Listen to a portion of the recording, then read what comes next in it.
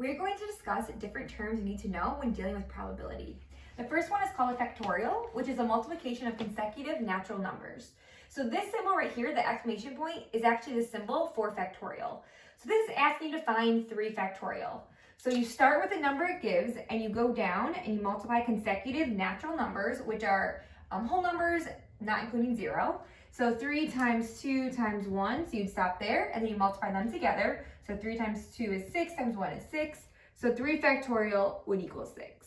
So this will come about in some other formulas that you'll need when dealing with probability. The next thing is called the fundamental counting principle, which means you can multiply different ways events can occur. So let's say you have 4 shirts, 2 pants, and 3 shoes, and you want to see how many total options of outfits do you have if you have to wear one on each of these.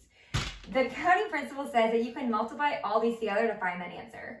So you would multiply your 4 shirts times your 2 pants times your 3 shoes.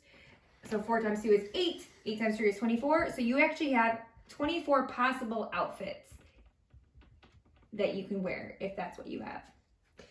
Another thing is called sample space, which is just a list of all the possible outcomes. So if we have a 6-sided die and it wants a sample space, you just list anything that can happen when you roll that dice.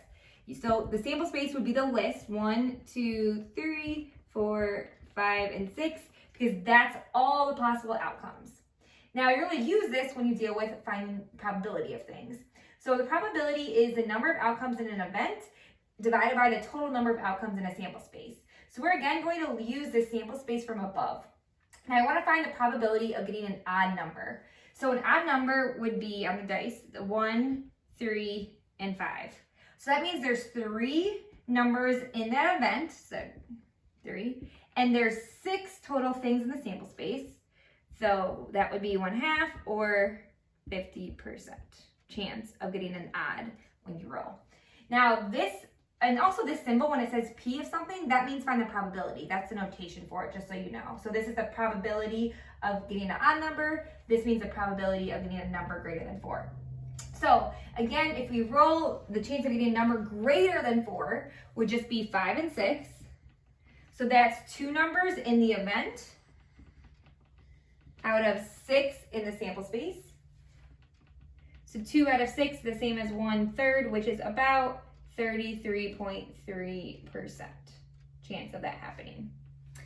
Lastly, we're going to talk about a tree diagram, which is another way that you can find probability. So when you create a tree diagram, you start with your first sample space and you create branches from there. So let's say you're taking 2 tests and you have an equal chance of passing and failing the test. And you want to know the probability of passing both. So I'm going to create this tree diagram here. So we took the test, and the first sample space you have, the options of what you get in the test is either passing or failing.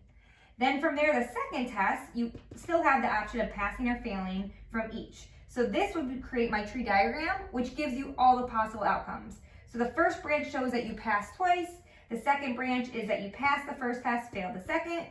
The third branch would be you failed and then passed, and the last would be if you failed and failed. So there's 4 options here. So we know there's 4 events in our sample space. So that will be our bottom number. And we want to find the probability of passing both. So that only occurred 1 time. So that would be 1/4 or 25%.